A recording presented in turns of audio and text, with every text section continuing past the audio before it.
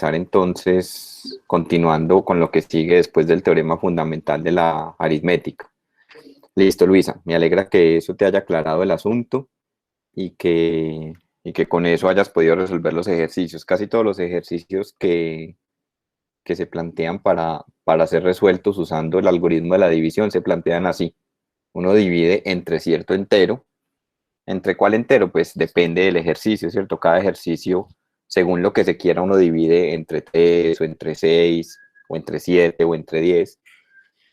Y dependiendo del entero entre el que uno divida, pues hay ciertas posibilidades para los residuos. Si uno en particular, uno de los que me estabas preguntando, había que dividir entre 6, ¿cierto? Entonces había que considerar los seis posibles residuos dados por el algoritmo de la división, que son r igual a 0, 1, 2, 3, 4 o 5.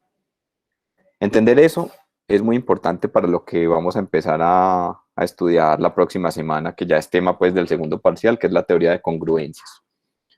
Bien, pero por ahora vamos entonces a hablar de la criba de Eratóstenes y de algunas propiedades de primos, ¿cierto? Entonces, desde la clase anterior hemos venido hablando de números primos, dimos la definición de número primo y vimos el teorema fundamental de esta parte del curso, pues, o el teorema fundamental de la aritmética, que dice que cualquier entero mayor que 1 se puede escribir como producto de primos. Bueno, es primo o si no es primo, es producto de primos, y esa escritura como producto de primos o la factorización de un entero como producto de primos es única, excepto el orden de los factores. Entonces, bueno, surge entonces una pregunta: ¿cómo saber si un número es primo o no? ¿Cierto? Entonces, ¿cómo saber si un entero es primo? Que ya vimos que los primos son los pilares, o dicho de otra manera, son los ladrillos con los que se construyen los demás números. Y eso es justamente lo que dice el teorema fundamental de la aritmética. Cualquier número es primo o producto de primos. Entonces, dado un número, uno cómo averigua si es primo o es compuesto. Entonces, una primera posibilidad es tomar el número y empezarlo a dividir por todos los números que hay, por todos los números menores a él, ¿cierto? Dividirlo por 2, por 3, por 4, por 5. Si ninguna de esas divisiones es exacta, pues entonces la conclusión es que el número es primo. Pero ese procedimiento, pues claramente se vuelve un procedimiento bastante tedioso si el número es bastante grande. Hay un procedimiento que tampoco es que sea, digamos, muy ágil, pero ahorra un poquitico de trabajo, y es el siguiente. Razonemos de la siguiente manera: si el número es compuesto, entonces el número tiene que tener divisores positivos diferentes de 1 y diferentes de él mismo, ¿cierto? Esa es la negación del hecho de que el número no sea primo. Esa es la negación de ser primo, o sea, ser compuesto. Entonces ya quedó claro en la demostración del teorema fundamental de la aritmética que si n es un número compuesto, entonces n se puede factorizar por lo menos con dos factores, donde ambos factores están entre 1 y n. Listo. Entonces, como son dos factores, uno puede asumir sin pérdida de generalidad que uno es menor o igual que el otro. Pues de hecho, sin pérdida de generalidad no, eso es lo que ocurre. Cuando yo comparo los dos números A y B, uno de ellos tiene que ser menor o igual que el otro. Entonces digamos que el menor es A o igual. Si uno multiplica esta expresión a ambos lados por A, se obtiene que A cuadrado es igual que B, que A por B, y A por B es igual a N. ¿Por qué garantizo yo que al multiplicar a ambos lados por A no tengo que cambiar el sentido de la desigualdad? Pues porque estamos diciendo que los divisores son positivos, ¿cierto? Y fíjense que esto equivale, tomando raíz cuadrada a ambos lados, a decir que A es menor o igual que raíz de N. Entonces, como A es mayor que 1, eso lo dijimos aquí, entonces por el teorema fundamental de la aritmética, A tiene al menos un factor primo P. O sea, un número P que es primo y que divide a A. Puede ser el mismo A, ¿cierto? Puede que el mismo A sea primo. No importa, el teorema fundamental de la aritmética dice que A es primo o es producto de primos, o sea que tiene por lo menos un factor primo P. Ahora, como P divide a A y a su vez A divide a N, eso es lo que estamos diciendo aquí. Entonces, por transitividad, P divide a N y se cumple que P es menor o igual que A y menor o igual que raíz de N. Entonces, este razonamiento es realmente la demostración de este lema. Este lema nos dice que si un número es compuesto, entonces N tiene que tener por lo menos un divisor primo que es menor o igual que su raíz.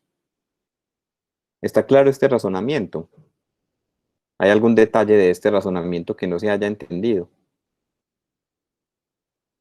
Me confirman, por favor.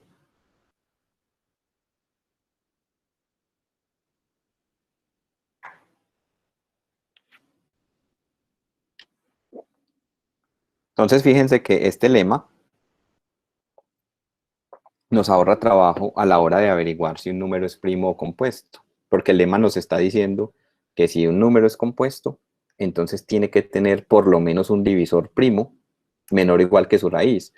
O sea que yo no tengo que empezar a chequear divisiones del número, a dividir el número dado entre 2, 3, 4, entre todos los primos menores o iguales a él, no, sino que paro cuando ya supere la raíz del número. De hecho, pónganse ustedes a pensar, ¿será que el recíproco de este lema es cierto? ¿Ustedes qué dicen?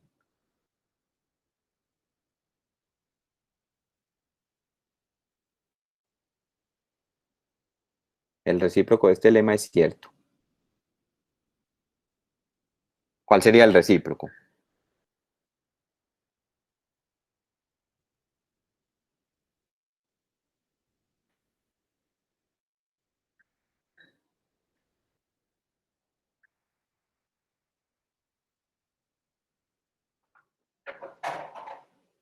A ver, muchachos, ¿quién de ustedes me dice? ¿El recíproco de este lema es cierto?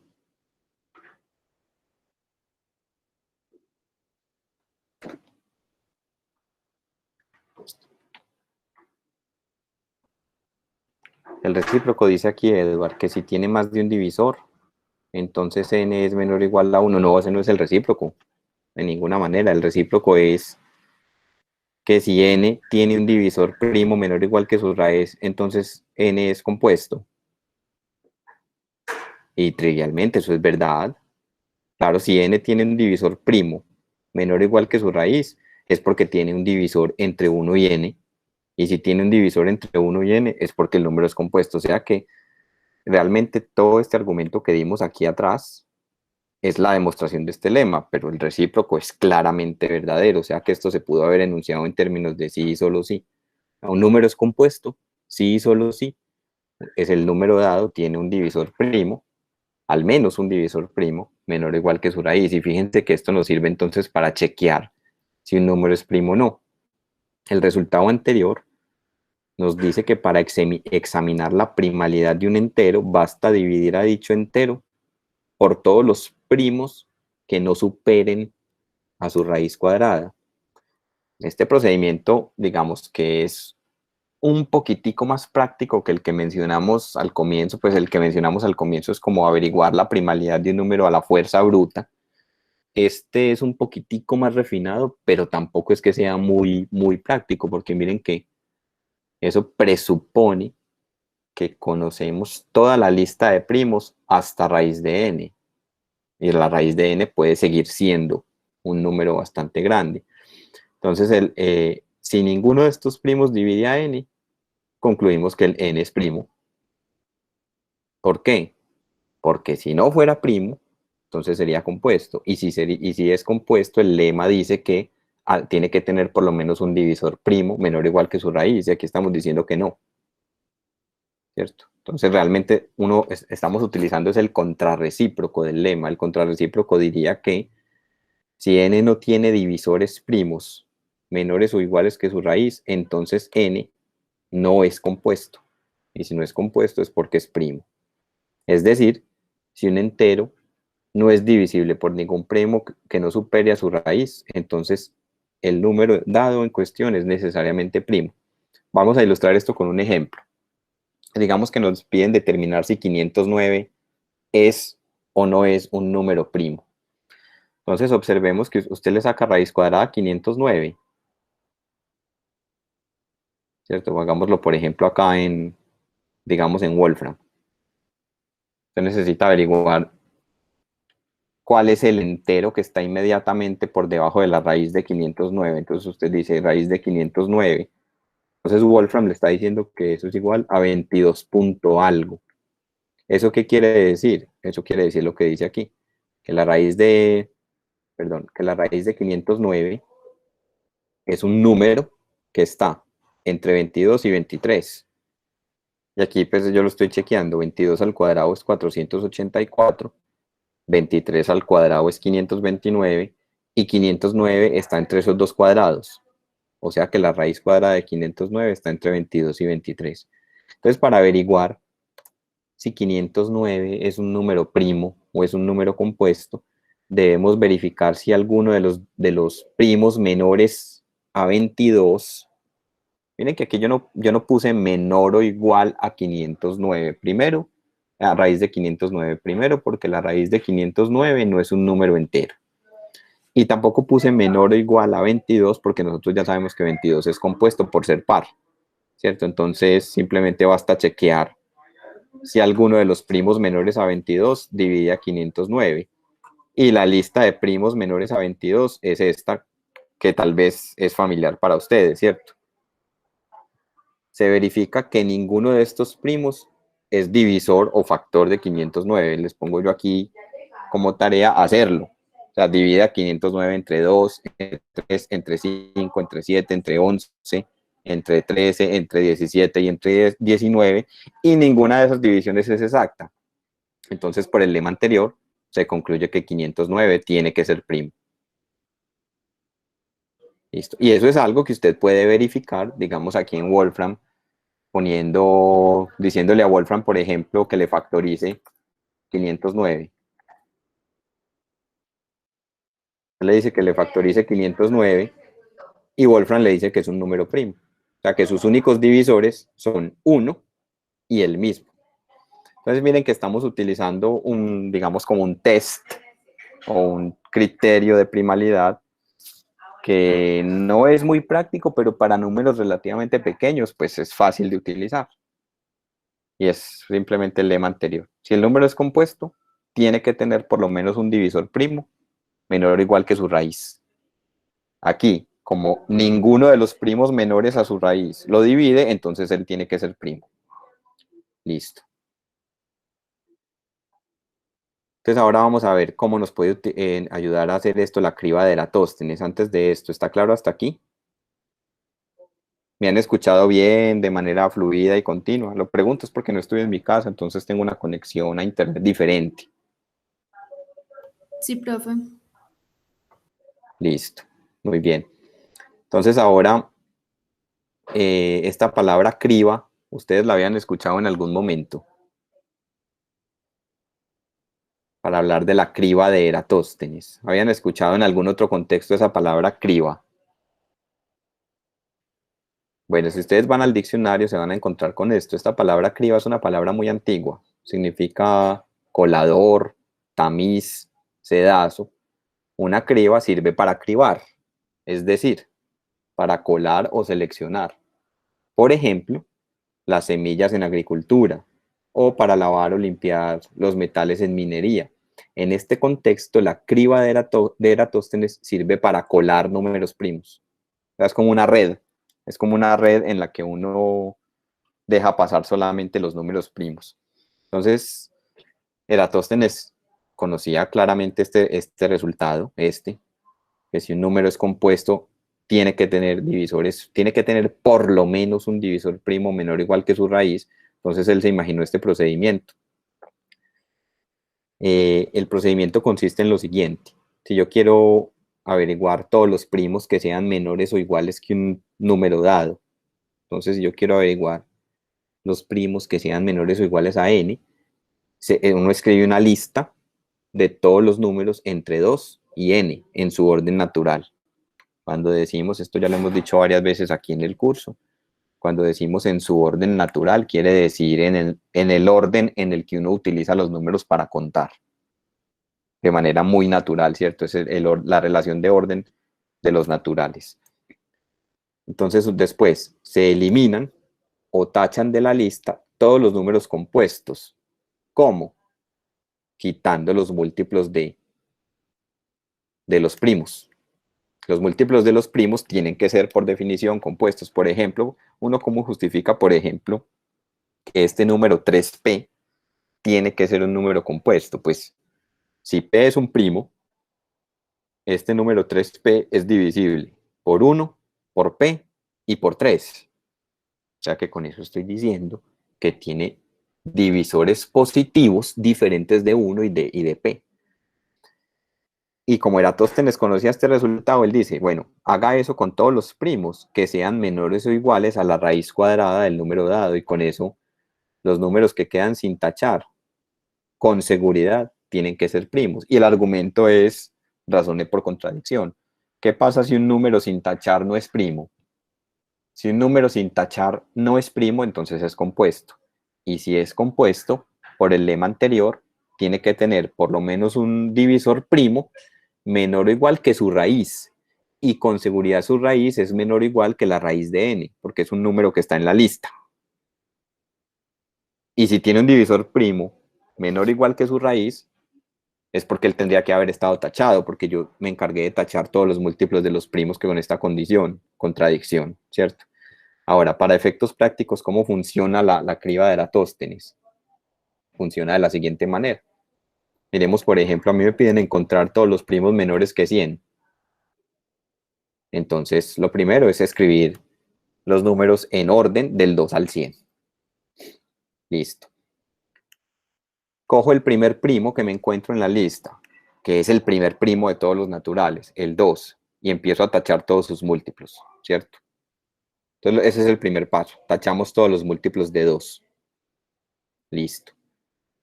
Ahora, me voy al siguiente primo, que es 3. Tacho todos sus múltiplos. Aquí lo describo. Luego eliminamos los múltiplos del siguiente número que quedó sin tachar.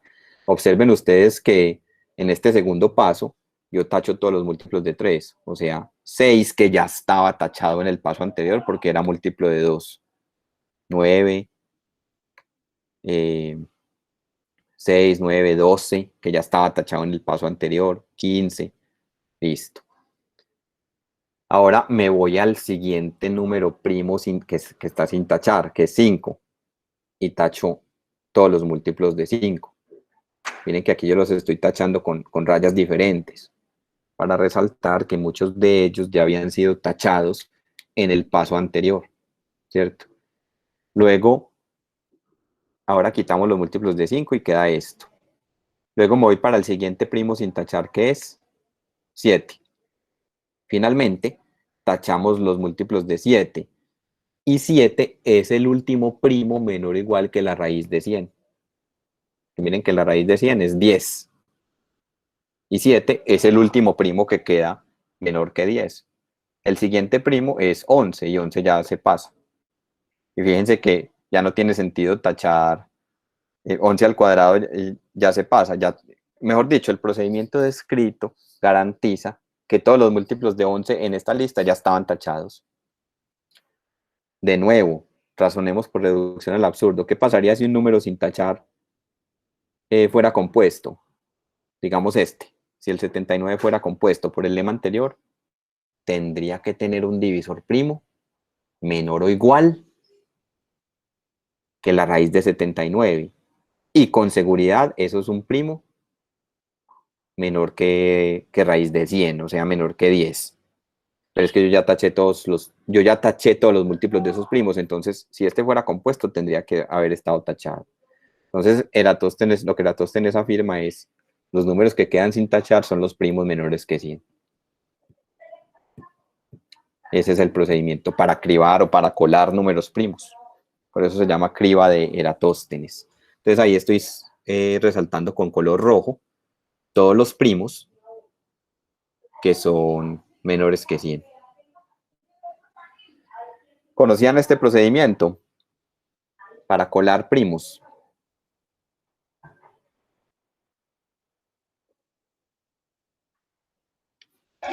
Por mi parte, profe, pues había visto el cuadro así, de esa forma, pero no sabía que se llamaba la criba de Eratóstenes. Listo. ¿Y qué pasaría si hubiéramos incluido el uno en la lista? Si dijéramos que el uno es primo, ¿qué pasaría con esta criba? Habríamos tachado todos los números, ¿no? Habríamos tachado todos los números, entonces no hay primos. Entonces esa es una de las razones intuitivas por las cuales, una de las razones por las cuales no podemos incluir al uno como número primo. Por eso ese uno lo tratamos como especial, no es ni primo ni compuesto. Y toda la teoría de números primos está desarrollada para números mayores que uno. Listo, yo les compartí aquí en la carpeta, yo no sé si ustedes vieron, me encontré se me dificultó mucho compilar el archivo, pero lo logré. Ustedes aquí en la carpeta van a encontrar, ya les voy a mostrar, donde dice, bueno, aquí por fuera puse, criba en inglés se dice así, sieve. Les voy a mostrar qué hace ese archivito. Ese archivito lo logré compilar, casi que no lo compilo, el código es bastante complicado para mí. Es una animación de lo que acabamos de hacer. Usted le da play, entonces él empieza a tachar todos los múltiplos de 2 que hay entre 1 y 100. O sea, esto es una criba de Eratóstenes para determinar los primos que hay entre 1 y 100. Listo, entonces él tacha todos los pares. Por supuesto, yo los invito a que ustedes miren esta animación y al final va a quedar, perdón, se me fue hasta, al final va a quedar algo como así. Tachamos todos los pares. Luego tachamos los múltiplos de 3 y el programita va resaltando en color verde los que van quedando sin tachar, que son los primos. ¿Cierto? Ahí tachamos los múltiplos de 7. Y ya los que quedan en verde son los primos, que estos coinciden con los que hay acá, con los que estoy mostrando yo aquí en la diapositiva. Listo.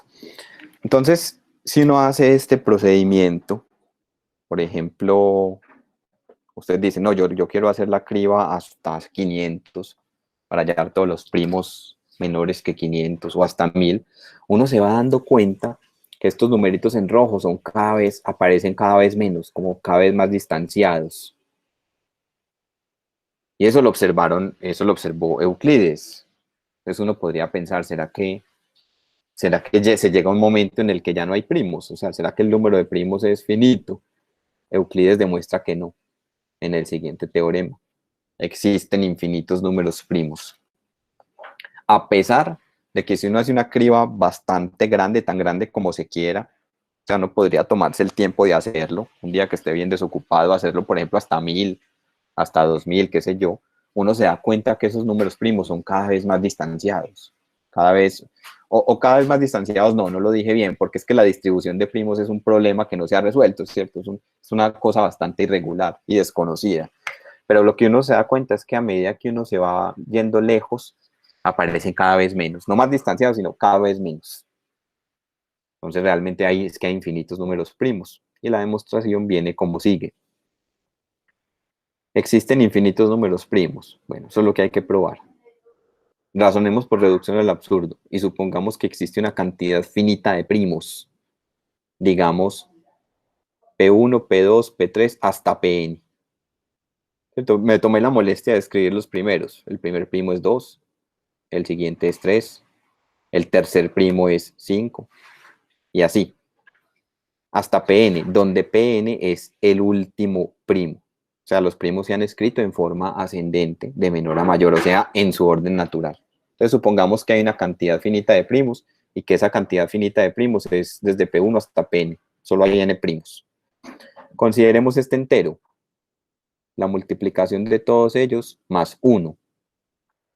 Claramente este es un entero mayor que 1, ¿cierto? Porque es que todos estos números son positivos por ser primos. Y si a uno le sumo algo positivo, eso me da un número mayor que 1. ¿Qué dice el teorema fundamental de la aritmética? Que para cualquier número que cumpla la condición de ser mayor que 1, él es primo o producto de primos. sea que no importa si es primo o producto de primos, lo importante es que va a tener un factor primo, un divisor primo P.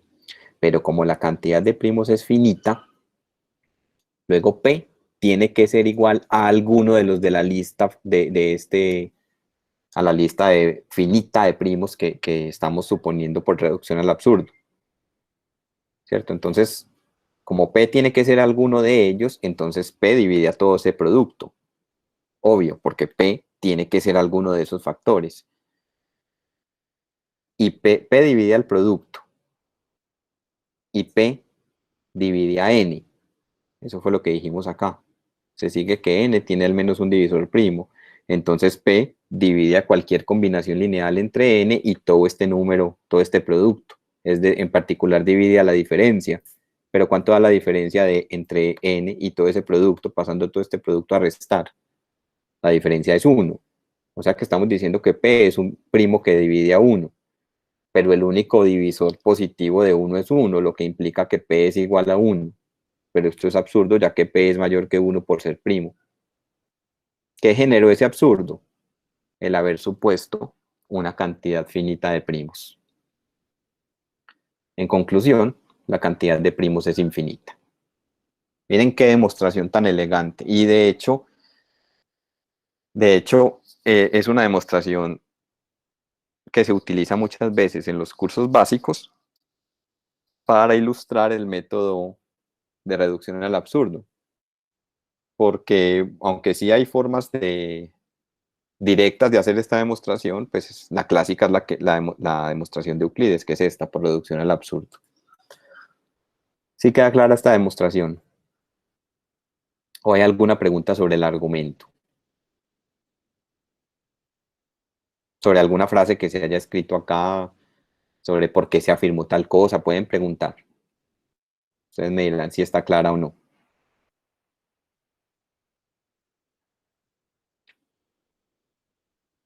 ¿Qué estás diciendo, Edward, sobre la hipótesis de Riemann?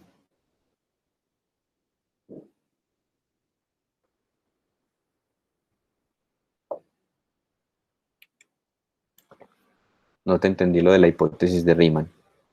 ¿Qué dicen los demás? Dice Luisa que está claro. ¿Qué dicen los demás muchachos? ¿Está clara esta demostración? ¿Hay algo que no se haya entendido?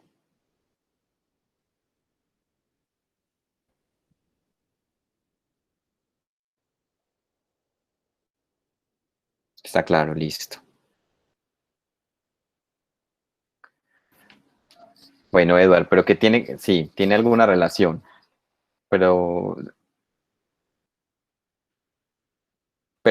¿qué es lo que quieres resaltar? Porque la hipótesis de Riemann dice algo muy particular. Ah, ya, sobre el comentario, lo de la distribución de primos. Bueno, eso es lo que estamos explorando aquí. Pues, la pregunta que queda abierta y está abierta y yo creo que va a quedar abierta es cómo están distribuidos.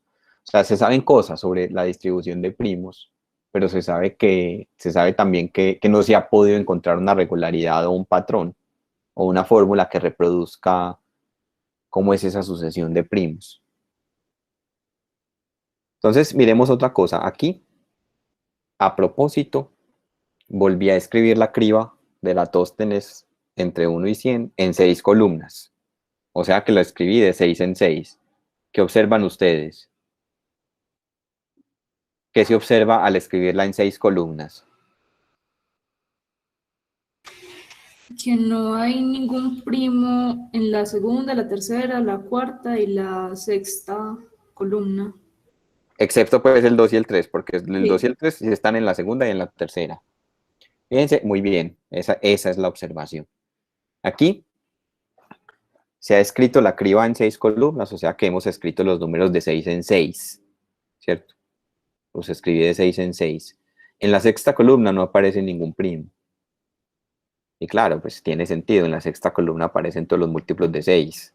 O sea, que todos esos números de la sexta columna tienen forzosamente que ser compuestos.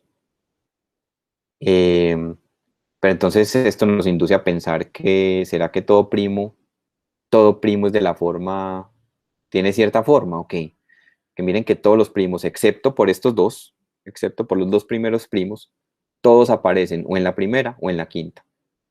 Y si usted hace la criba de Eratóstenes hasta 1000, va a ocurrir siempre, va a seguir ocurriendo eso. Entonces esto nos induce a pensar que todo primo es de la forma 6K más 1 o 6K más 5. Si escribimos la criba de Eratóstenes anterior en 6 columnas, observamos que todos los primos diferentes de 2 y de 3 aparecen o en la primera columna, y fíjense que los números de la primera columna son algún múltiplo de 6 más 1, o sea, 6K más 1, todos son de la forma 6K más 1. Por ejemplo, 6 por 1, 6, más 1, 7. 6 por 2, 12, más 1, 13. 6 por 3, 18, más 1, 19. Ojo que no estamos diciendo que todo número de la forma 6K más 1 sea primo. Pero sí estamos diciendo que todo primo es o de la forma 6K más 1 o 6K más 5, porque están o en la primera o en la quinta columna. Y eso es lo que esa observación es verdadera. La vamos a demostrar. La voy a poner aquí en este lema. Esto aparece, este lema creo que es un enunciado que ponen como ayuda en los ejercicios.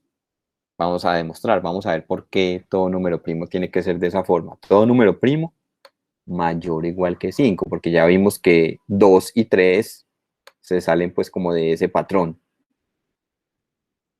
Entonces, si P es un primo mayor o igual que 5, entonces P tiene que tener la forma 6K más 1 o 6K más 5. Observen que este 6K más 5 es lo mismo que esto, ¿cierto? Porque aquí en esta criba, un múltiplo de 6 más 5 es lo mismo que llegar hasta la última columna, y un múltiplo de 6 menos 1 es lo mismo que llegar hasta la quinta columna, dije mal.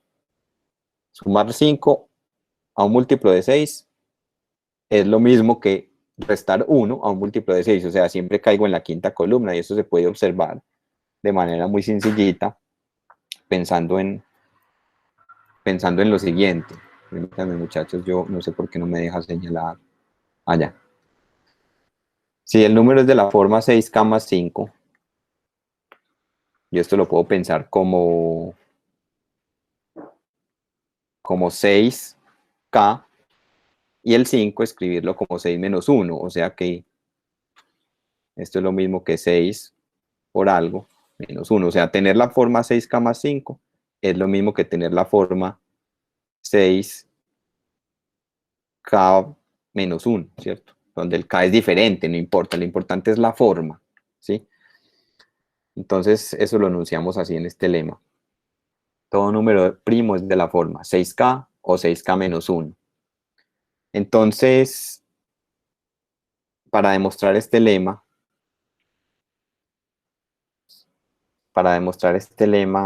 Luisa, ¿qué harías? Si quieres demostrar que todo primo mayor o igual que 5 es de la forma 6K más 1 o 6K más 5. Eso con el algoritmo de la división, no. Pues Dividir, dividirlo entre 6 para poder que salga el 6 de algún lado. dividir entre 6, exacto. El mismo enunciado te está sugiriendo que utilices el algoritmo de la división dividiendo entre 6, y eso es lo que vamos a hacer acá. Sea P un número primo mayor o igual que 5. Entonces, por el algoritmo de la división, P es de la forma 6Q más R, donde el residuo tiene que estar entre 0 incluyéndolo y 6 sin incluir el 6. O sea, los posibles residuos cuando yo divido entre 6 son 0, 1, 2, 3, 4 o 5. ¿Qué pasa si el residuo es 0? Entonces P es de la forma 6Q. O sea, que realmente es par, porque puedo factorizarle al 6, le puedo factorizar un 2. Pero esto no puede ocurrir ya que P es un primo mayor o igual que 5. Pues incluso el argumento se puede dar dejándolo como de la forma 6Q. Si P es de la forma 6Q, es porque P es divisible entre 1, entre P y entre 6. Y eso no puede ser. porque por hipótesis P es un primo mayor o igual que 5. Listo. ¿Qué pasa? Entonces el residuo igual a 0 no puede ocurrir. Vamos a descartar todos los otros hasta que solamente me quede residuo 1 o residuo 5. Ya dije que tener residuo menos 1 es lo mismo que tener residuo 5. Y eso lo vamos a aclarar con la teoría de congruencias. Pero por ahora quedó claro pues como este argumento que yo di acá. E intuitivamente, tener un múltiplo de 6 y sumarle 5 es caer en la quinta columna. O tener un múltiplo de 6 y restarle 1 también es caer en la quinta columna. Entonces miremos por qué se descartan los demás residuos. ¿Qué pasa si el residuo es 2 o el residuo es 4?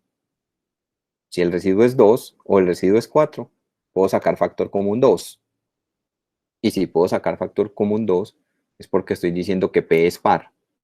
Entonces eso es un absurdo, porque tendría un primo mayor o igual que 5 par. O sea que tendría un primo P mayor o igual que 5 que es divisible por 1, por P y por 2, imposible. ¿Cierto? Entonces ya sabemos que lo que estamos haciendo es que estamos tomando un primo P mayor o igual que 5 y lo dividimos entre 6. ¿Cuáles son los posibles residuos? 0, 1, 2, 3, 4 y 5. Entonces ya dijimos que este no puede ocurrir y acabamos de descartar R igual a 2 y R igual a 4. Miremos por qué se descarta R igual a 3. ¿Qué pasaría si el residuo fuera 3? Si el residuo es 3, entonces P queda escrito de la forma 6, 3. Y entre 6 y 3 puedo sacar factor común 3. Esto significa que 3 divide a P, lo cual es absurdo, ya que P es un primo mayor o igual que 5. O sea, si P es un primo mayor o igual que 5, sus únicos divisores son 1 y P. Y aquí estoy diciendo que si fuera de esta forma, además de 1 y P, también tendría a P como divisor. Por eso es que esta hipótesis es importante. Por eso es que con 3 no funciona. Si P fuera 3, 3 es divisible por 3. Ahí sí se podría, pero es que por eso estamos exigiendo que sea un primo mayor o igual que 5. O sea que logramos descartar todos estos residuos. ¿Cuáles quedan? Queda residuo 1 y residuo 5. O sea que intuitivamente todavía sin terminar la demostración, ya quedó claro por qué todos los primos distintos de 2 y de 3, o sea, a partir de 5, caen o en la primera o en la quinta columna. Por lo que acabé de decir acá. Porque al dividir entre 6, si es un primo mayor o igual que 5, o deja residuo 1 o deja residuo 5. Listo, entonces para terminar la demostración basta simplemente decir, en consecuencia, los únicos posibles residuos son R igual a 1 o R igual a 5. En el primer caso, P es de la forma 6Q más 1, es decir, 6K más 1, tomando K igual a Q. Y en el segundo caso, P es de la forma 6Q más 5, es decir, 6 por Q más 1 menos 1 más 5, es decir, 6 por Q más 1 menos 1. Es decir, 6 por algo menos 1, donde ese algo, ese K, es Q más 1. Entonces ya con eso he probado que todo primo mayor o igual que 5 tiene que tener la forma 6K más 1 o 6K menos 1. ¿Está claro este argumento?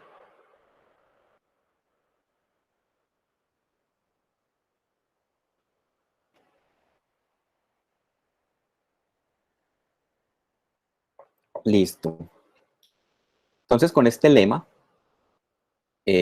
podemos demostrar este teorema. Ojo que si bien el número de primos es infinito, teorema de Euclides, en principio eso no tendría por qué implicar que el número de primos de la forma 6K más 5 sea infinito. Es decir, en principio eso no tendría por qué implicar que aquí en la quinta columna siempre hay primos, indefinidamente. No necesariamente. Vamos a demostrar que sí. Y el argumento, fíjense que el argumento es una variación o una modificación del argumento dado por Euclides. Por eso esa prueba dada por Euclides es tan importante, porque se le pueden hacer muchas variaciones para hacer este tipo de argumentos. Miremos. Quiero demostrar que hay infinitos primos en la quinta columna. O sea, infinitos primos de la forma 6,5. Ya observamos que decir 6,5 es lo mismo decir 6 por algo menos 1. ¿Cierto? Esta igualdad claramente se satisface. Entonces, puesto que ocurre eso, basta probar que hay infinitos primos de la forma 6k menos 1. Entonces, razonemos por reducción al absurdo. Supongamos, por el contrario, que solo hay un número finito de primos de esta forma. O sea, a pesar de que hay infinitos primos, teorema de Euclides, vamos a suponer que solo hay una cantidad finita de primos de la forma 6k menos 1. Entonces, si hay una cantidad finita, démosle nombre a esos, sean P1, P2 hasta Pn, dichos primos, y consideremos este entero, 6 por todo ese producto, menos 1.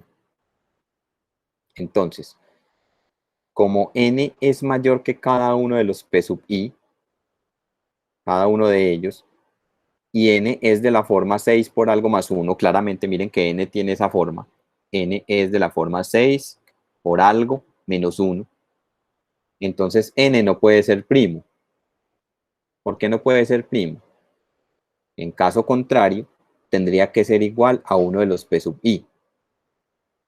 ¿Y eso porque generaría una contradicción?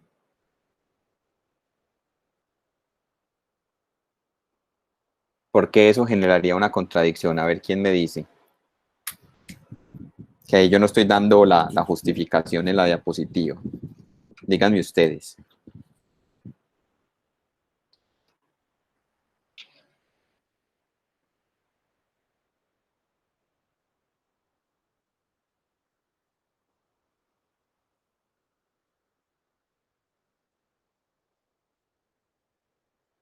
¿Qué pasaría si n fuera primo? Estamos considerando n de la forma 6 por todo este producto menos 1. O sea que n tiene la forma, es de la forma 6 por algo menos 1. O sea, es de la forma 6k menos 1. ¿Qué pasaría si n fuera primo?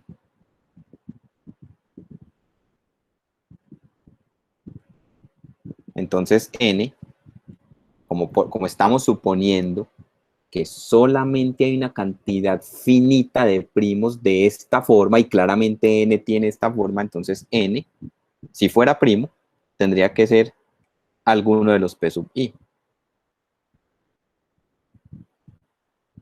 para algún i entre 1 y n.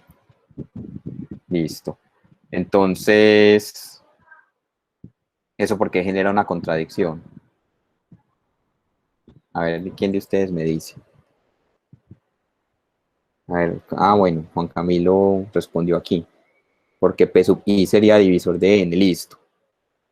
Claro, si L es igual a P sub i, entonces P sub i dividía n. ¿Y por qué eso sería una contradicción, Juan Camilo?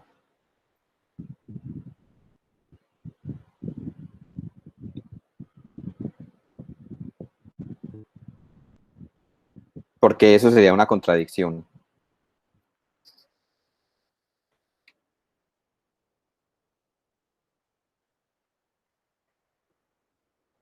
Fíjense que P sub i divide a 6 por todo este producto. Claro, ¿cierto? Porque como P sub i es alguno de los de esta lista, entonces P sub i divide a todo ese producto. Entonces divide a 6 por todo ese producto. Entonces, ¿esto qué implica? Esto implicaría que P sub i divide a este número y a n, entonces divide a su diferencia. ¿Y cuánto da esa diferencia? Esa diferencia da 1, o sea que estamos diciendo que P sub i es un primo que divide a 1.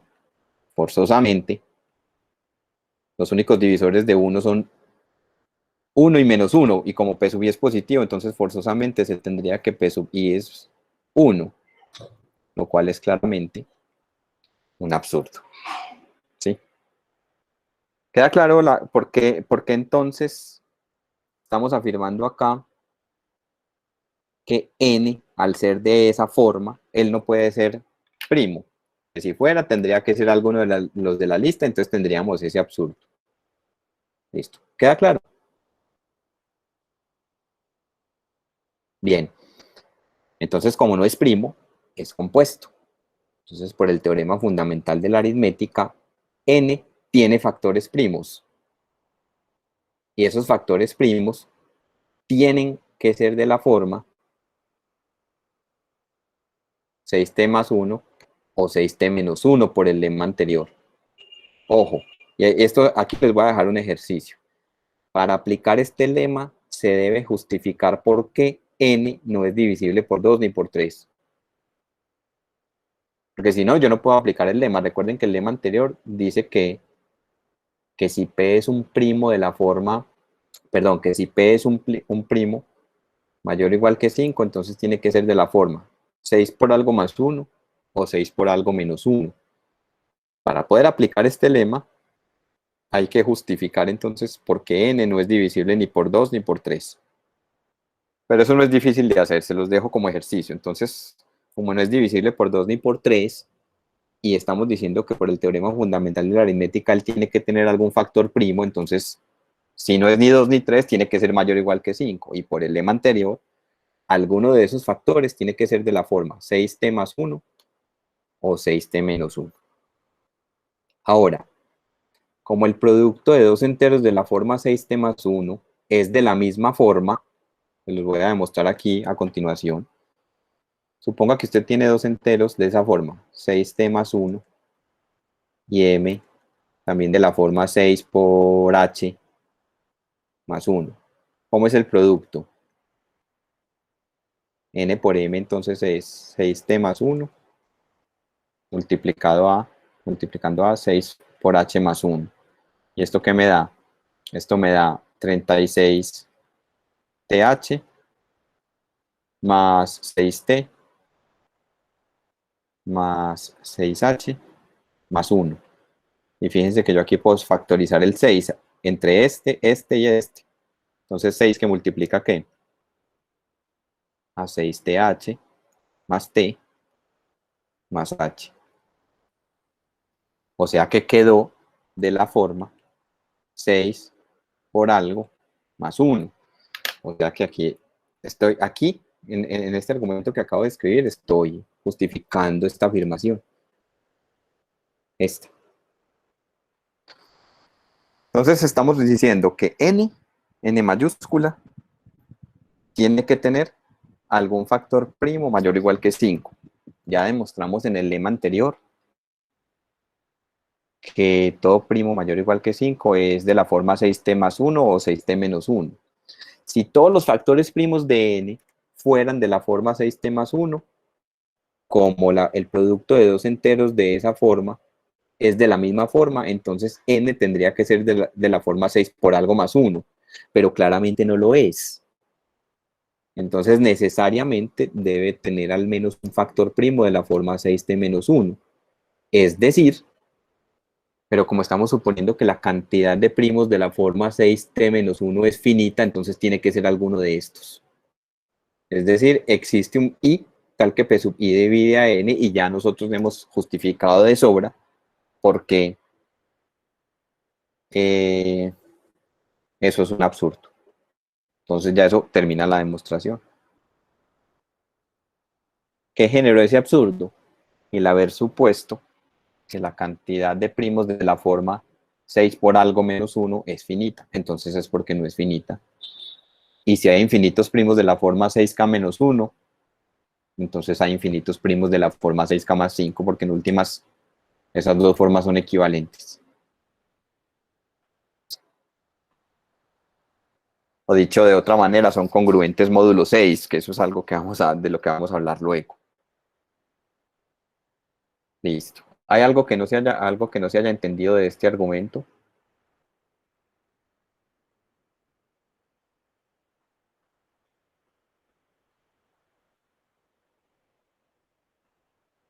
¿Está claro el argumento?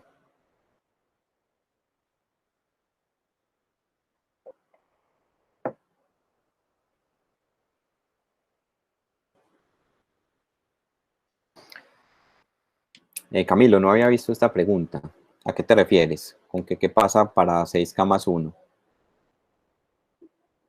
Que si también hay infinitos primos de esa forma. Sí, la respuesta es afirmativa, pero tal vez la demostración ya no sea tan sencilla como esta. No la he pensado. Hay hechos así, análogos al que acabamos de ver, cuya demostración no tenemos todavía las herramientas para realizarlas. No sé si esa sea, yo creo que sí, yo creo que esa es una de esos casos en los cuales el argumento ya no es, trata de pensarlo. La respuesta es afirmativa, enseguida te la voy a justificar sin demostración con un teorema. Son casos particulares del teorema de Dirichlet. Aquí yo les voy a dejar este ejercicio. Este ejercicio se descompone en dos partes, pues yo lo dejé también en el taller. Lo primero, les pido probar que el producto de dos o más números de la forma 4t más 1 es también de esta misma forma. Y use eso, uno utiliza ese hecho para demostrar que existen infinitos primos de la forma 4k más 3. Entonces aquí les doy la ayuda. Razone por contradicción, suponga que hay un número finito de primos de esta forma 4k más 3 y considere este entero. Considere este entero. Miren que aquí hay truquitos que a uno tal vez no se le ocurren, donde P1, P2 y Pn son los únicos primos de la forma 4k más 3. Use el ítem número de este ejercicio. O sea, es un razonamiento análogo. Entonces, en el teorema anterior, estamos diciendo que hay infinitos primos en la quinta columna. La pregunta de Juan Camilo es si hay infinitos primos en la primera columna en esta criba de Eratóstenes escrita de a 6 columnas, y la respuesta es afirmativa. Tal vez no sé si sea sencillo demostrarlo. Lo que les estoy dejando en el ejercicio es que si ustedes escriben esta criba en 4 columnas, hay infinitos primos en la tercera columna, es decir, hay infinitos primos de la forma 4k más 3. La observación es que los resultados enunciados en el teorema anterior y en el ejercicio anterior son casos particulares de un teorema más general denominado teorema de Dirichlet, el cual enunciamos sin demostración a continuación, pues porque la demostración requiere análisis complejo. La demostración es bastante, se sale del alcance del curso. Este teorema da una condición suficiente para que en una progresión aritmética exista una cantidad infinita de primos. El teorema de Dirichlet, que fue enunciado en 1837, dice lo siguiente. Y se acuerdan que ese era uno de los cuestionamientos que hacíamos al comienzo del curso, cuando yo presenté el curso. Y qué es la teoría de números y qué se estudia en la teoría de números. Entonces ya estamos empezando a saborear un poquito qué es lo que se hace en teoría de números. El teorema de Dirichlet dice que si hay D son primos relativos, siendo ellos enteros positivos, entonces hay un número infinito de primos de la forma A más KD. Entonces miren que los casos anteriores son casos particulares, en particular el que está preguntando Camilo. Camilo preguntó que qué pasa con los primos de la forma 6K más 1. Entonces, como 6 y 1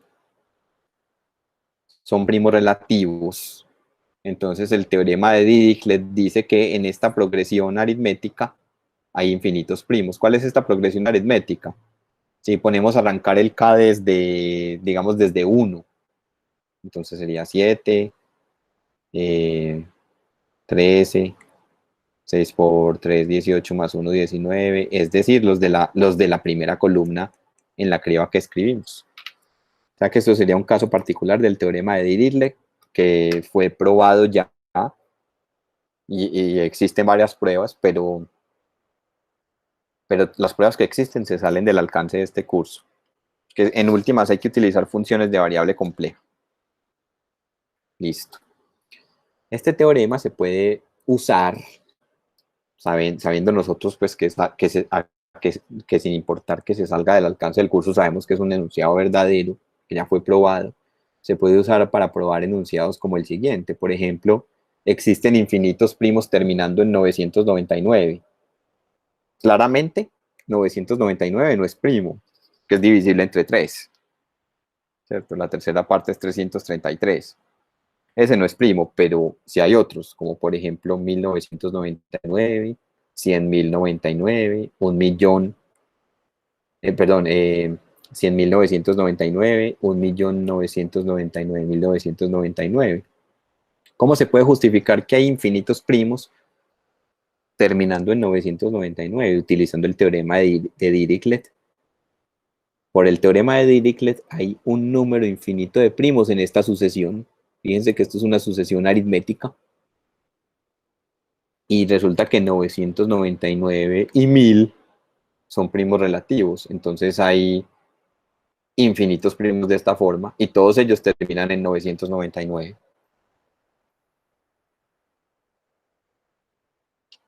Preguntas hasta aquí.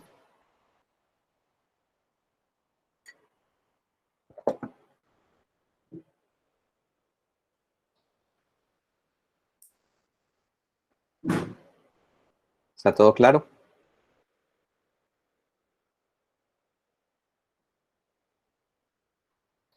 Listo. Vamos a continuar aquí. Miren esto. Aún con las observaciones anteriores, es decir, ya sabemos que hay infinitos primos de la forma 6K más 1, sabemos que hay infinitos primos de la forma 6K más 5. En el ejercicio probamos, o se pide probar, que hay infinitos primos de la forma 4K más 3. Por ejemplo, también se puede probar, aunque todavía no tenemos las herramientas, que hay infinitos primos de la forma 4K más 1, que creo que yo creo que esa era la pregunta que hacíamos al comienzo en la primera clase. Vamos a verificarlo cuando yo les presenté el curso.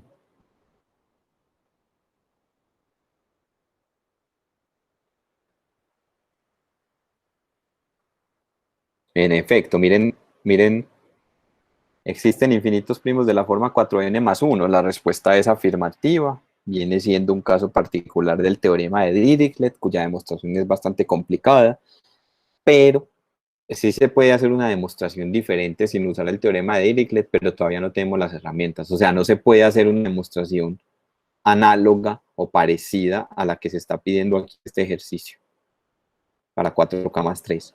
Entonces, a pesar de esas observaciones,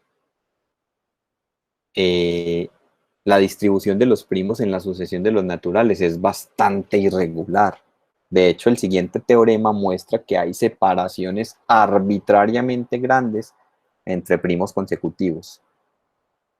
O sea, si yo tengo por aquí, si yo estoy digamos, en la sucesión natural, voy a dibujar, pues, por comodidad, perdón, ahí se me fue el lápiz, por comodidad voy a dibujar una recta.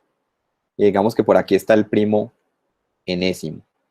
El siguiente primo está tan lejos como yo quiera. O sea, aquí esta separación es arbitrariamente grande.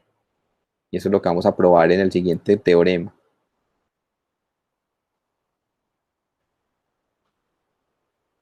Hay separaciones arbitrariamente grandes entre primos, o sea, tan grandes como yo quiera. Tan grandes como yo quiera escoger o sea, esas brechas en la sucesión de primos nos dicen que la distribución de primos es muy regular. En ese sentido, o sea, cuando digo que es regular o irregular, pues depende del sentido en el que esté hablando. Entonces miren el teorema dice que para cualquier entero que yo escoja, positivo n, existen n enteros consecutivos, todos compuestos.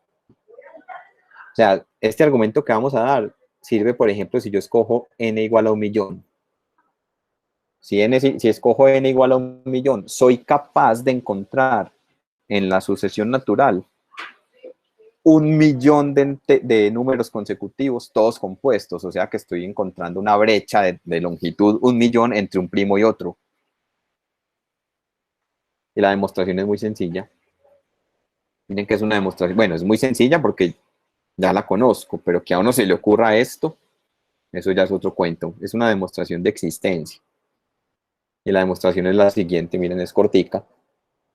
Resulta que estos enteros, n más 1 factorial más 2, n más 1 factorial más 3, n más 1 factorial más n, hasta n más 1 factorial más n más 1, son n enteros consecutivos. ¿Eso está claro? ¿Está claro que estos son n enteros consecutivos? Pues sí, van de uno en uno. Miren, de este sigue sumándole 1, y así. Que sean n enteros, está claro. Ahora vamos a justificar por qué todos son compuestos. Si escojo un j cualquiera entre 2 y n más 1, se tiene que j divide a esta expresión. ¿Por qué? Porque considere este número n más 1 factorial más j, teniendo en cuenta que j es un número entre 2 y n más 1. Entonces este número, este de acá, es igual a ¿qué? Entonces usted expande este factorial, esto es n más 1 por n menos 1, etcétera. Y en algún momento va a aparecer este factor, j, etcétera, etcétera, por 3, por 2, por 1.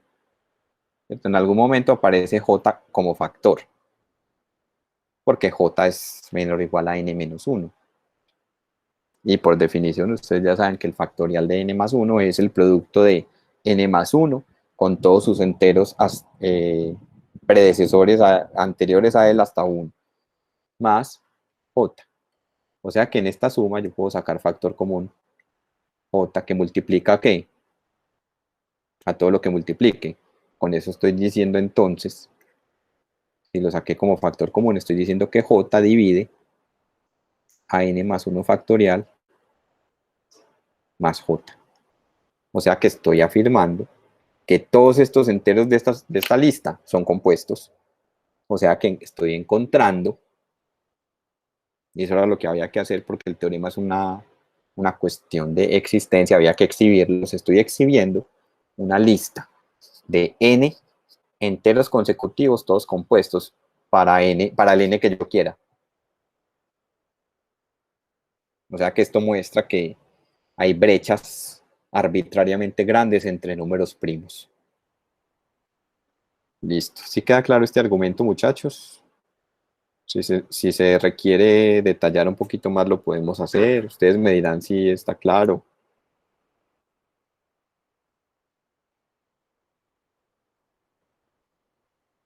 Bueno.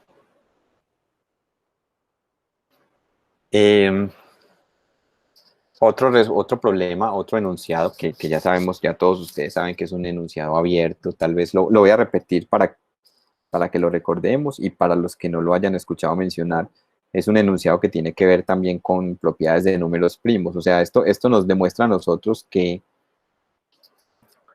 los problemas relacionados con números primos pueden ser tan difíciles como uno quiera, a pesar de que su enunciado sea muy sencillo. Uno de estos es la famosa conjetura de Goldbach. Es un problema famoso relacionado con los números primos, muy sencillo de enunciar, pero no resuelto hasta la fecha, como es común en la teoría de números. Es el conocido como la conjetura de Goldbach. Christian Goldbach, un matemático ruso, quien a mediados del siglo XVIII, en una carta a Euler, le preguntó si era cierto o no que todo entero positivo mayor que 1 se podía expresar como la suma de, a lo sumo, 3 números primos. Euler le respondió que el problema era muy difícil y que era equivalente al siguiente enunciado, conocido hoy como la conjetura de Goldbach. El enunciado es este: todo entero positivo par mayor que 2 se puede expresar como la suma de dos números primos. En 1997, estos matemáticos, Jean-Marc Deshoulier, Yannick Suter y Hermann Riel, probaron que la conjetura es verdadera para todo entero positivo par menor que 10 a la 14. Aquí se me fue un 10 a la 14. Entonces, luego hago la corrección y actualizo las diapositivas. Y eso, o sea, un 1 con 14 ceros. Y ellos verificaron que el enunciado era cierto para todos los pares menores que 10 a la 14. En 2003, o sea, eso ya es en matemáticas, eso es casi que ayer. En 2003, el matemático portugués Tomás Oliveira verificó la validez de la conjetura para los enteros positivos pares menores que 6 por 10 a la 6. No, yo creo que yo aquí me equivoqué. Permítanme, muchachos, yo luego reviso estos datos. ¿Listo? Pero yo voy a revisar estos datos. El caso, lo que quiero decir con esto es que se ha verificado que el enunciado se cumple, solamente verificado en casos concretos, pero para números muy grandes, con los computadores con los que se dispone hoy en día. Pero para un matemático eso no es suficiente. Un matemático no basta con que el enunciado sea verdadero en más de 1.000 millones de casos. Para que un enunciado sea verdadero, tiene que cumplirse en todos los casos. O sea que hasta no tener una demostración, no se sabe si este enunciado es verdadero o no. Listo. No sé si de pronto hay alguna pregunta relacionada con esto. Permítanme entonces, después de la clase, yo verifico, corrijo esto y verifico este valor de acá. Listo. Voy a finalizar. Estamos hablando pues como de cómo están distribuidos los primos, algunas propiedades de primos, con el teorema de los números primos, que es un teorema también muy famoso y cuya demostración pues también requiere técnicas avanzadas.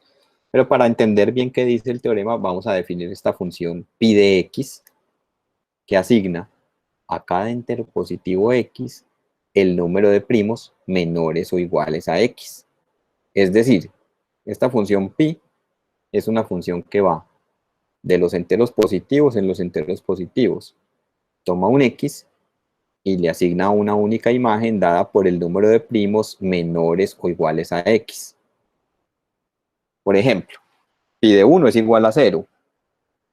Obvio, ¿cierto? ¿Cuántos primos hay menores o iguales a 1? 0. Pi de 2 es igual a 1. ¿Cuántos primos hay menores o iguales a 2? Solamente 1, el mismo, ¿cierto? Pi de 10. ¿Cuáles son los primos menores o iguales a 10?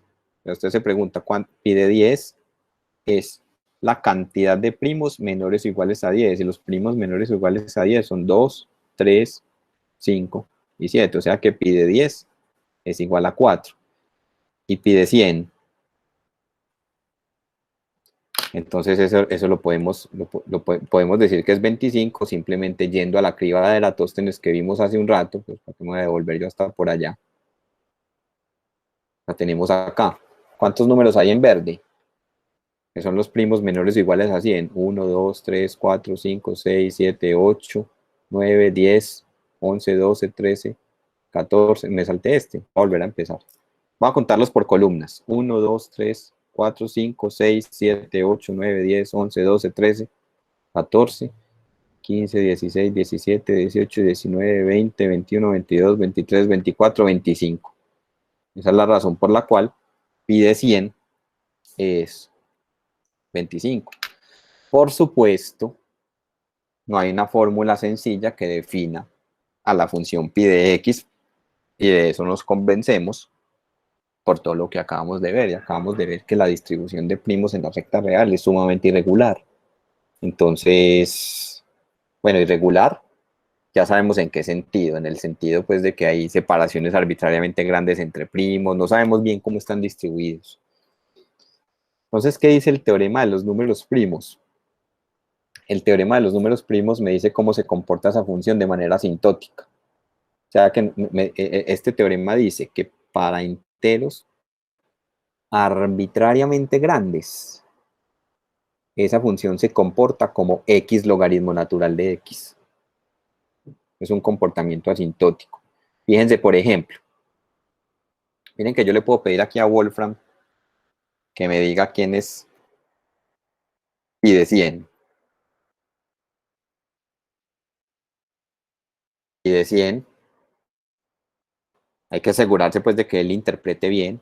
Lo está interpretando como la función pi que acabamos de definir y me dice que es igual a 25. ¿Y a qué es, por ejemplo, igual x dividido logaritmo de 100? X, perdón, o sea, 100, x igual a 100. 100 dividido logaritmo de 100. Ojo que es logaritmo natural. Aquí Wolfram entiende log como logaritmo natural. Él me lo está diciendo aquí, asumiendo que log es el logaritmo natural. Y miren que es 21 punto algo, 22. Y 22 es cercano a 25. Ahora hagámosla para un número más grande. Hagámoslo, por ejemplo, para 1000. 1000 sobre el logaritmo de 1000 nos da 144.76. O sea, cercano a 145. ¿Y a qué es igual pi de 1000? 168. Bueno, ahí se desfasó bastante. Pero a medida que usted sigue aumentando el x, lo que dice este teorema es que en el infinito, bueno, aquí yo también cometí un error y yo ya lo había visto y se me olvidó corregirlo, no es n sino x. Entonces tengo tres cositas que corregir aquí en estas diapositivas. En el infinito, estas dos cosas son iguales, porque ¿qué significa? ¿Cuál es la definición? Si nosotros utilizamos la definición formal de límite, ¿qué significaría esto? Vamos a pegar esto en el tablero.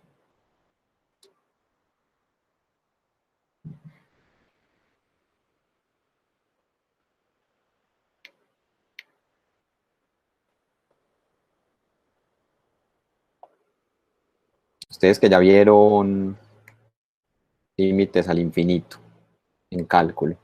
Entonces esto significa, este límite significa que para todo épsilon mayor que 0 existe un número positivo n, tal que ¿qué? Tal que si x es mayor o igual a n, eso implica que la distancia entre esta expresión y 1 es menor que epsilon. O sea, ¿esto qué quiere decir? Que no importa qué tan pequeño sea el epsilon que yo escoja, o sea, lo escojo tan pequeñito como me dé la gana, siempre voy a ser capaz de encontrar un n a partir del cual la distancia entre estos dos números es arbitrariamente pequeña. O sea que en el infinito, para x muy grande, este cociente es 1. O dicho de otra manera, para x muy grande, el valor de pi de x es lo mismo que el valor de esta función. O sea, esta función me da como un comportamiento asintótico de pi de x. ¿Cierto? Miren qué pasa si yo le digo a Wolfram que me grafique, yo no sé, voy a hacer un ensayo aquí, que me grafique pi de x dividido entre x sobre log de x. No sé si él hace una gráfica de eso. Miren que a medida que x se hace cada vez más grande, eso se estabiliza en 1. Eso es lo que está diciendo, que ese cociente se estabiliza en 1 para x suficientemente grandes. Entonces, esta afirmación fue conjeturada. O sea, durante mucho tiempo fue una conjetura, durante 100 años fue una conjetura, de manera independiente por Gauss en 1792 y por Legendre en 1798. Pero no fue hasta 1896 que Hadamard y de la Vallée-Poussin demostraron el teorema. De nuevo, utilizando funciones de variable compleja. De hecho, el análisis complejo aporta muchas herramientas a la teoría analítica de números. Pero eso son herramientas matemáticas ya pues como avanzadas para este curso. Bueno, no sé si de pronto hay alguna pregunta hasta aquí, muchachos. Pregunta por aquí Luisa. Me había preguntado hace 7 minutos, qué pena, no vi el chat.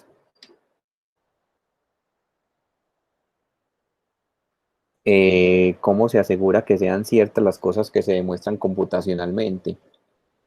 No en ningún momento se ha dicho que sean ciertas.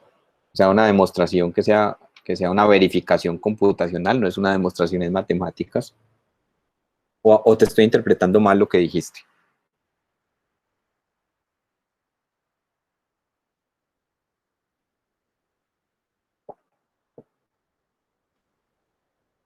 Porque es que el asunto computacional tiene un límite, ¿cierto? O sea, con la tecnología que tenemos en la actualidad, por ejemplo, hablemos de la conjetura de Goldbach. Listo, se ha verificado que sea cierta para todos los pares menores que cierto número. ¿Cómo garantiza uno que para pares mayores a esa cantidad va a seguirse cumpliendo? Puede que falle, o sea, puede que sea falsa y puede que el contraejemplo esté por allá lejísimos y que los asuntos computacionales las herramientas computacionales de las que disponemos todavía no sean capaces de llegar hasta allá. ¿Cierto? De hecho, la teoría de números y la historia de la teoría de números es rica en ese tipo de cosas, de conjeturas que ya se saben, o sea, de enunciados de cosas que fueron conjeturadas y de las cuales ya hoy en día se tiene un contraejemplo. Que en la época era imposible encontrar tal contraejemplo porque no se disponía de las herramientas de las que disponemos hoy. O porque no se había, pues también eso depende del ingenio matemático, ¿no? Entonces, que algo se verifique computacionalmente para millones y millones de valores no significa que eso sea una demostración. Bueno, profe, es que varias veces se llega a ver así como, digamos, en algunos artículos de Wikipedia o así, que alguna cosa ya fue demostrada computacionalmente. Pues me parece recordar que, por ejemplo, el teorema de los cuatro colores o algo así era. Ajá, justamente lo está diciendo Mateo, sí, que es un asunto difícil, es un problema difícil, difícil.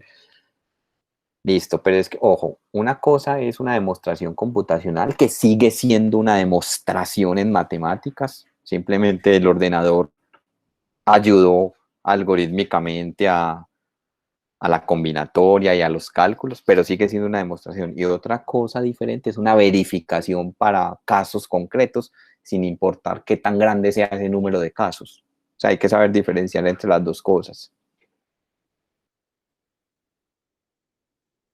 Pero no ocurre eso con la conjetura de Goldbach, por ejemplo. Porque para que el enunciado sea verdadero, tiene que ser cierto en todos los casos, no en un número, no en millones y millones de casos, no, en todos. Todos es mucho más grande que millones y millones. Entonces sí, es cierto, pues es verdad, es muy buena la pregunta, es muy bueno el comentario, pero hay que saber diferenciar entre las dos cosas. Y claro, esa demostración del asunto de los cuatro colores no hubiese sido posible sin la ayuda computacional. Pero una vez se tiene, ya no es que se haya verificado en millones y millones, sino que se tiene una demostración. Bueno, muchachos, hasta ahí va la clase de hoy. Pues ahí ya terminé. Entonces, déjenme en el transcurso de la tarde les hago las pequeñas correcciones a las diapositivas y hasta ahí va el parcial. O sea, con eso terminamos pues como esta primera parte del curso. No sé si haya de pronto alguna pregunta o alguna inquietud. o tengan alguna pregunta concreta con alguno de los ejercicios, pues aprovechando que son las 3:25 y de pronto podemos dar la pauta para algún problema o algo.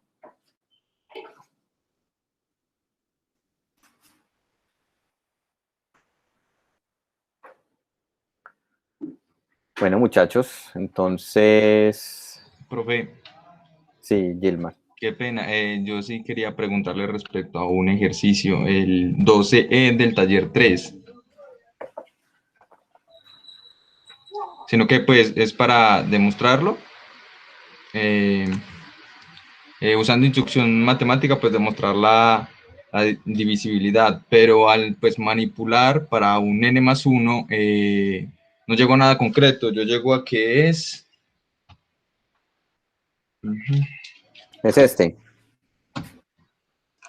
24. Sí, Voy a recortar el enunciado. Bueno, voy a escribirlo acá. 24 divide a...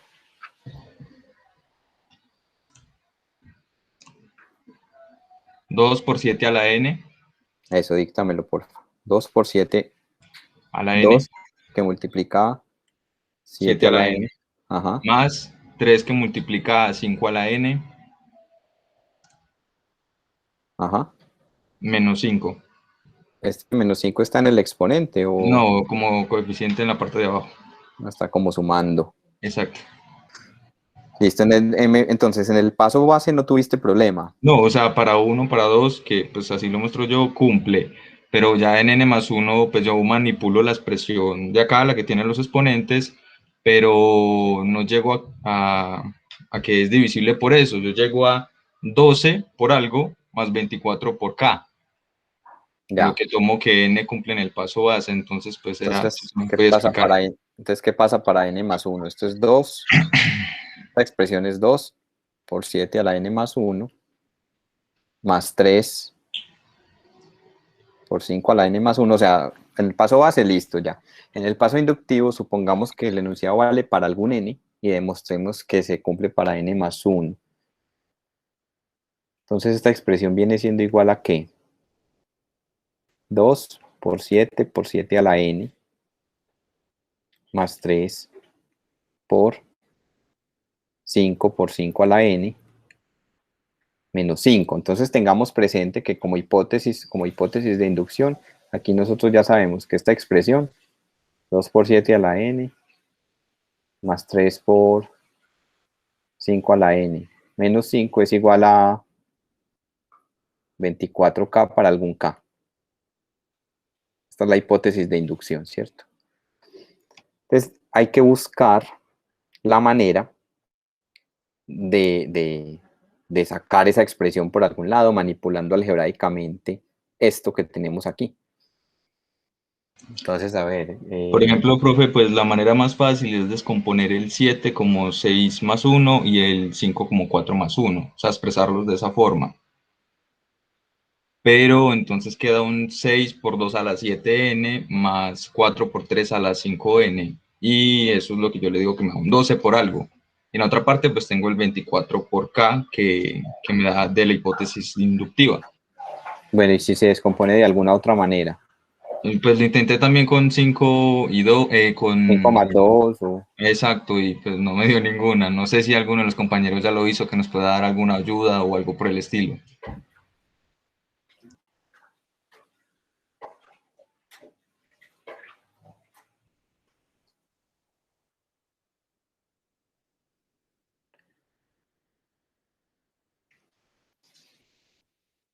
A ver, si descomponemos este 7, vamos a hacerlo, no sé, vamos a jugar con esto. Pues no hay otra manera que empezar a rayar y mirar.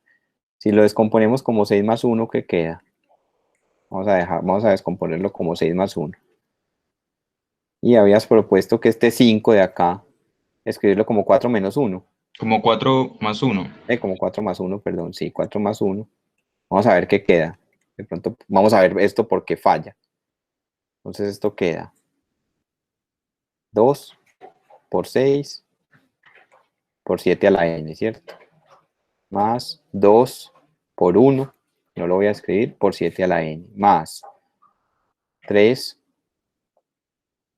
por 4 por 5 a la n más 3 por 1, que no voy a escribir el 1, por 5 a la n menos 5. Listo, entonces si yo asocio, no sé si de pronto, si alguno dice algo en el chat, por favor me lo dicen, que yo aquí cuando estoy en el tablero, no, a mí no me suena la notificación del chat. Pero en este computador, por ejemplo, no me está sonando. Entonces aquí asociemos este con este, y eso es justamente 24K. Y tienes razón, Gilmar, en el otro aparece 12 por algo. Entonces de pronto, si de ese otro algo nosotros pudiéramos sacar un 2,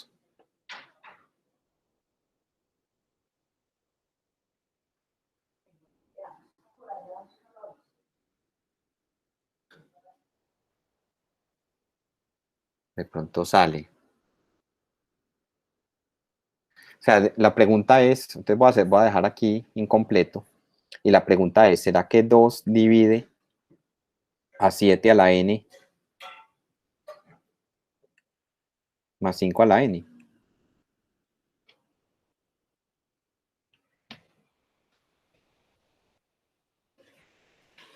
La respuesta es afirmativa o no. Para n igual a 1, se cumple. ¿Sí o no? Que es para n igual a 1, eso da 7 más 5, que es 12, y claramente 2 divide a 12. Ahora, supongamos que vale para n, y miremos si vale para n más 1. Esta expresión para n más 1 es igual a 7 a la n más 1 más 5 a la n más 1. ¿Esto es igual a qué? A 7 por 7 a la n más 5 por 5 a la n. Y esto es igual a, voy a descomponer este 7 como 5 más 2. 5 más 2 por 7 a la n más 5 por 5 a la n. Esto es igual a 5 por 7 a la n más 2 por 7 a la n más 5 por 5 a la n. Entre estos dos saco factor común 5. ¿Y qué me queda? 5 que multiplica a 7 a la n más 5 a la n más 2 por 7 a la n. Listo. Entonces, te propongo que hagas primero este ejercicio.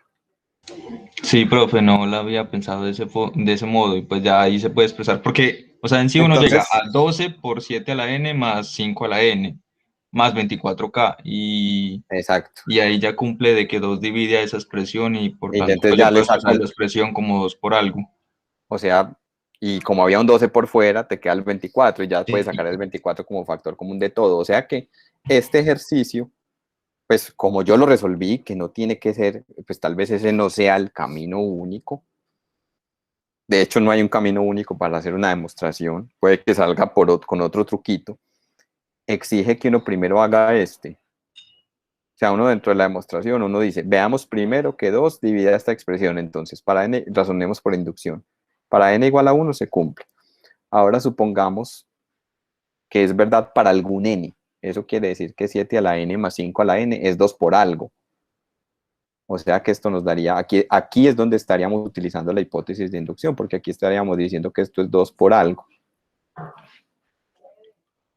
O sea que toda la expresión para n más 1 quedó como escrita como 2 por algo. O sea que en últimas 2 divide a 7 a la n más 1 más 5 a la n más 1. O sea que también se cumple para el siguiente. Ahora, si utilizamos eso aquí y volvemos al ejercicio anterior, entonces, cuando asocio lo que está en azul, eso es 24K. Y cuando asocio lo que voy a subrayar de aquí con verde, saco factor común en lo que está subrayado en verde, es decir, 12 que multiplica ¿qué? A 7 a la n más 5 a la n, que por lo que acabamos de decir acá, es divisible entre 2, o sea que es 2 por algo. Y como había un 12 por fuera, es este que subrayé aquí, Entonces queda 12 por 2 por algo, o sea, 24 por algo, y lo que está en azul ya era 24K, o sea que sacas el 24 como factor común de todo y queda resuelto el ejercicio. Ahora, ¿habrá algún camino más corto? No sé, pues habría que pensarlo. Este fue el primero que se me ocurrió. ¿Alguno de ustedes hizo ese ejercicio de una manera más sencilla?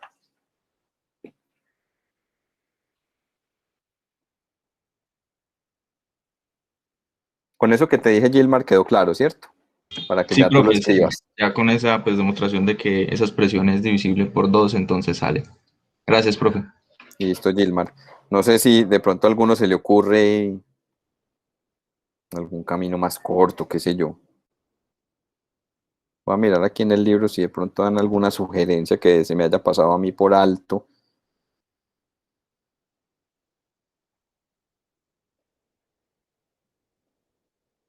Ah, no, no dan ninguna.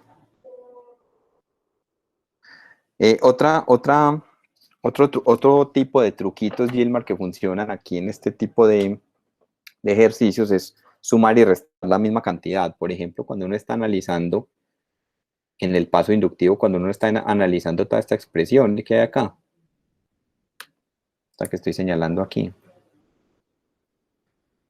de pronto a veces conviene sumar y restar una misma cantidad. O escribir, sí, sumar y restar una misma cantidad, agrupar, factorizar. En últimas viene siendo algo similar a esto. Listo. Bueno, muchachos, no sé si de pronto alguno de ustedes tenga algún comentario adicional. Si no, pues les agradezco mucho por su atención, por hacer el esfuercito de estar en esta clase hoy. Y yo sé que pues, ustedes están, esta semana uno está como con otras cosas. Sí, Juan Camilo.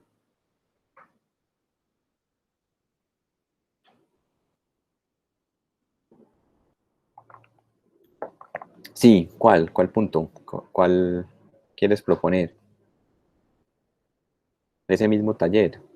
Ese es el taller 3 y el 23. Demuestra que esta expresión es un entero para todo n. La expresión 3n factorial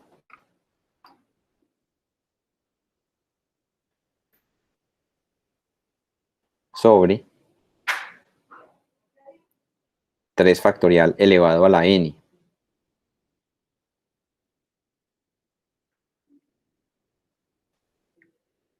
Hay que probar que esto pertenece a los enteros para todo n en los naturales. Ese también es uno de los propuestos del libro, ¿cierto? Yo casi todos estos ejercicios de los talleres los he venido sacando del libro de Burton, que es el que yo propuse como texto guía. Listo, entonces en el paso base no hay problemas y vamos a razonar por inducción. ¿Cierto? Porque ¿qué pasa? Bueno, ojo que aquí me están diciendo que para todo n en los naturales, o sea, para n igual a 0, esta expresión ¿cómo queda? 3 por 0 factorial sobre 3 factorial a la 0. Entonces en el numerador da 0 factorial que es 1 y en el denominador da 3 factorial que es 6 a la 0 es 1. Y esto es 1 y con seguridad esto es un entero. Entonces en el paso base queda listo. Entonces supongamos que esta expresión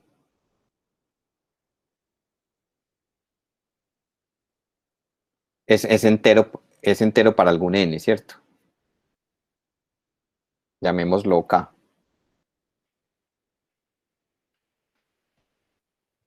Y veamos que cuando yo cambio por n más 1, o sea, que hay que probar que esta expresión 3 por n más 1 factorial, la estoy rayando a ver qué me sale. 3 factorial a la n más 1, porque yo aquí estoy utilizando inducción El primer principio de inducción, el PIM 1. Puede que haya que usar el 2. Veamos que esto pertenece a los enteros. Entonces veamos, o analicemos, miremos a ver cómo es esta expresión.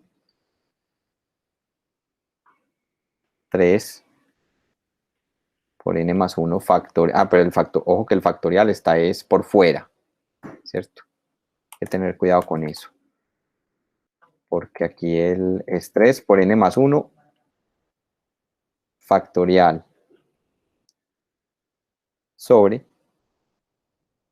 3 factorial a la n más 1. Entonces esto es 3n más 3. Hay que buscar de alguna manera 3n más 3. Estoy tratando de relacionarlo con el anterior, ¿cierto? Porque ya sabemos que el anterior, si yo logro encontrar en algún momento esta expresión, yo ya sé que la puedo reemplazar por k, donde k es un entero. Entonces tal vez este ejercicio tal vez exija el PIM 2.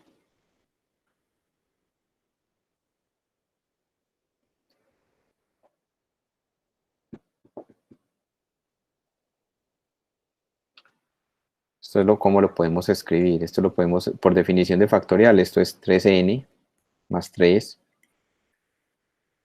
por 3n más 2 por 3n más 1. Y de ahí para atrás es el factorial de 3n. ¿Por qué lo escribí así el numerador? Pues tratando de imitar.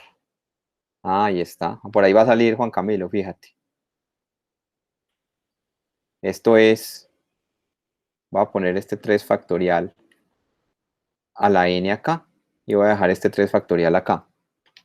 O sea que aquí ya logré aislar lo que había en la hipótesis de inducción. Ya sabemos por hipótesis de inducción, el enunciado es verdadero para algún n. O sea, realmente cuando uno escribe la demostración, a uno casi siempre le falta el cuantificador. Uno dice, supongamos que el enunciado es cierto para n. Realmente, siendo estrictos, lo que uno tiene que escribir es, supongamos que el enunciado es verdadero para algún n. Y demostremos que es verdadero para n más 1. Listo, entonces aquí,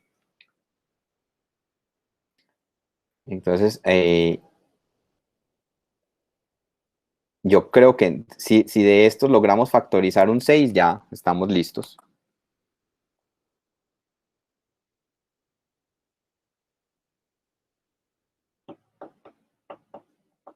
Porque este ya es k. Y si logramos factorizar un 6, entonces ya se cancela con este 6 de abajo, ya queda que todo es un entero. Entonces multipliquemos los primeros dos factores. Esto es 9n cuadrado, ¿cierto? Este por este. Produce un 9n cuadrado, más 3n, más 9n, o sea, más 10n, más 6. Multiplicando a 3n más 1. Ya esto que tengo encerrado lo puedo cambiar por k, y todo esto está sobre 3 factorial, que es 6. ¿Listo? ¿Ya viste, Camilo, cómo proceder? Sí queda claro, pues, como lo que estoy razonando, ¿cierto? Y ahora,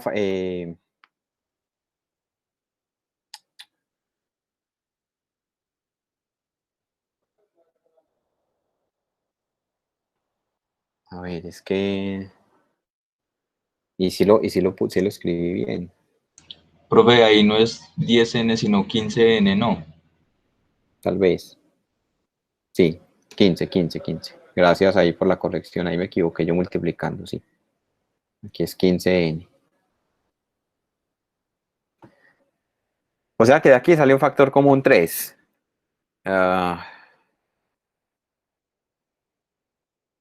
Que lo podía haber sacado desde el principio. Entonces hagámoslo desde el principio.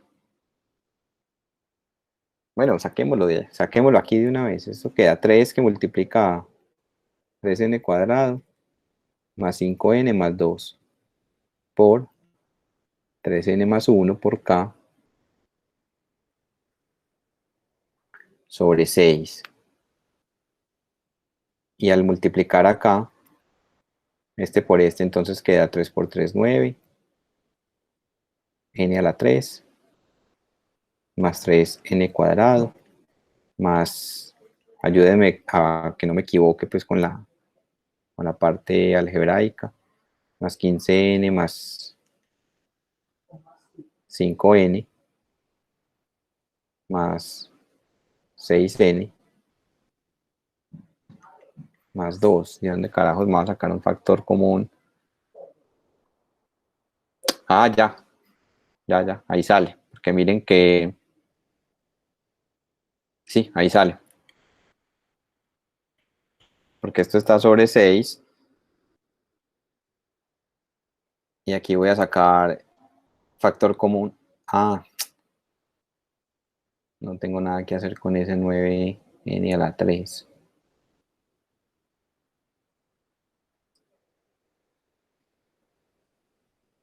Con el 9, ¿no? No, y con este 3n cuadrado tampoco.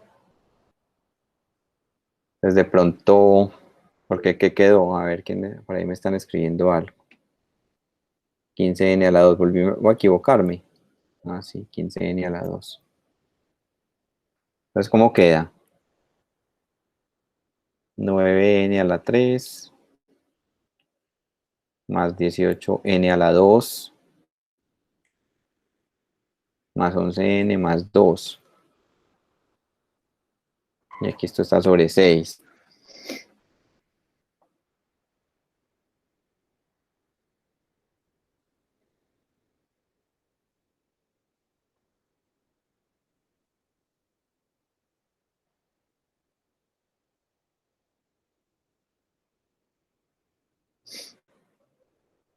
Hay que agregar a factorizar este polinomio. Vengan, hagamos aquí un poquito de trampa a ver si esto nos da alguna luz. El polinomio que quiero factorizar es este. 9n a la 3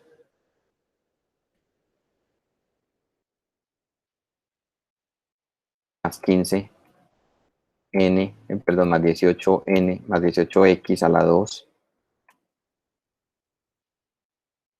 más 11x más 2.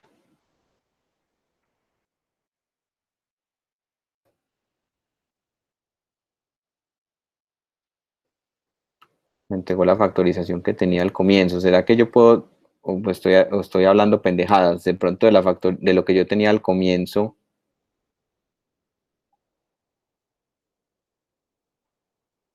O sea, porque es que en lo que yo tenía al comienzo, claro, aquí lo tenía factorizado.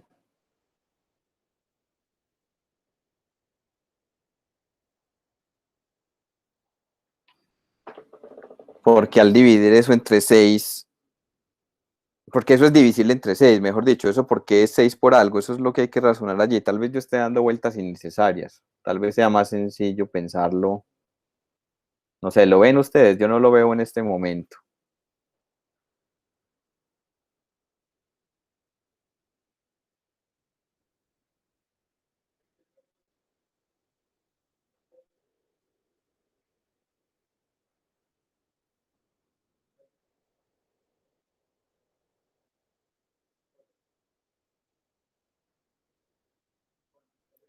No sé, ¿alguno lo ve? Entonces, bueno, lo voy a dejar ahí. No lo voy a terminar para que lo pensemos. Listo. Si llego a algo, les puedo escribir la sugerencia. Listo, pero por ahí, debe ser por ahí. Porque es que no veo como la necesidad de que haya que utilizar el PIM2.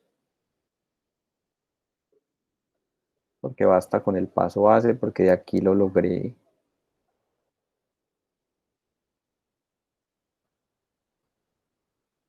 Es n factorial. Y así dice el enunciado, ¿cierto? Así dice. 3 factorial a la n abajo.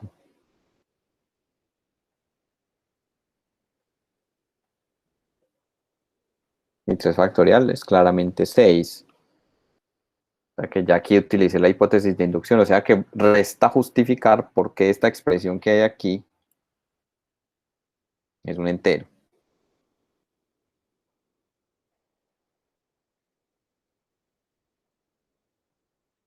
No sé si haya que proponer un ejercicio aparte en el que uno demuestre que 6 divide a toda esta expresión, o si soy capaz de sacarle a eso un factor común 6, que aquí en el polinomio no, pues no, para que eso tenga un factor común 6,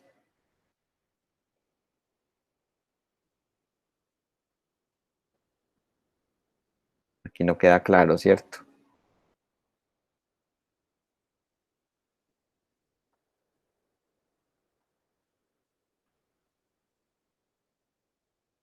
No sé, voy a pensarlo a partir de ahí, piénsenlo ustedes también, Juan Camilo, trata de abordarlo por ahí, y si se me ocurre algo les escribo, listo.